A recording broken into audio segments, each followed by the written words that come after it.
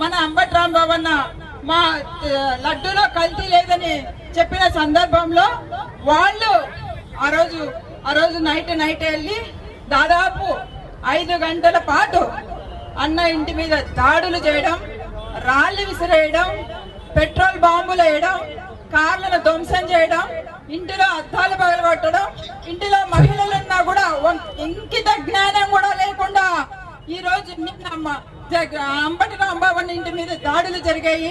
నిజంగా ఇది చాలా దారుణమని నేను ఈ సందర్భంగా తెలియజేస్తున్నాను.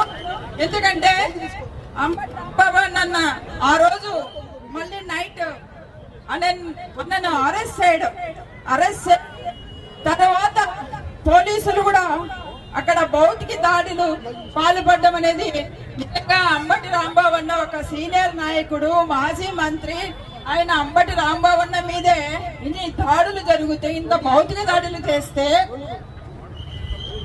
భౌతిక దాడులకు పాల్పడడం, తర్వాత అరెస్ట్ చేయడం, వాళ్ళను నిజంగా అన్నను రిమాండ్ పంపించడం జరిగింది.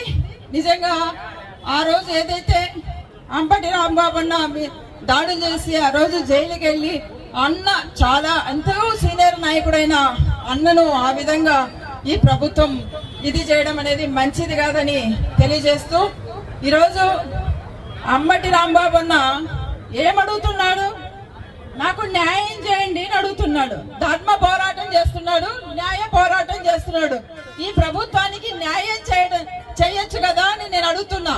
అంబటి రాంబాబు అన్న అడిగింది ఏంటి?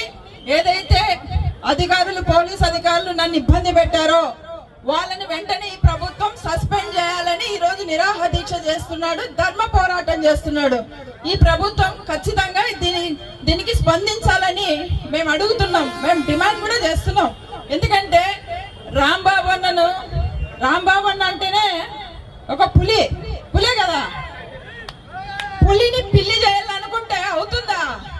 ఇంట్లో ఉన్న పులే బయటకు వచ్చిన పులే, కాబట్టి పులిని పిల్లి చేస్తామంటే అది కుదరదు. ఎంత వాళ్ళు కిందికి నొక్కాలన్నా కూడా, ఎంత స్పోర్ట్స్ గా కూడా రాంబాబు అన్న పైకి రాగలుగుతాడు అని ఈ సందర్భంగా తెలియజేస్తున్నాను. ఎందుకంటే అంబటి రాంబాబు అన్న ఎవరికి కూడా హాని చేసే వ్యక్తి కాదు. 10 మందితో కలిసి పని చేయాలని ముందుకెళ్లే నాయకుడు మన అంబటి రాంబాబు అన్న.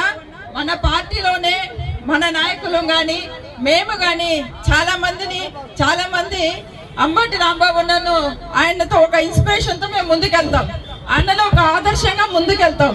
ఎందుకంటే ఎప్పుడు కూడా అందరినీ తన చుట్టూ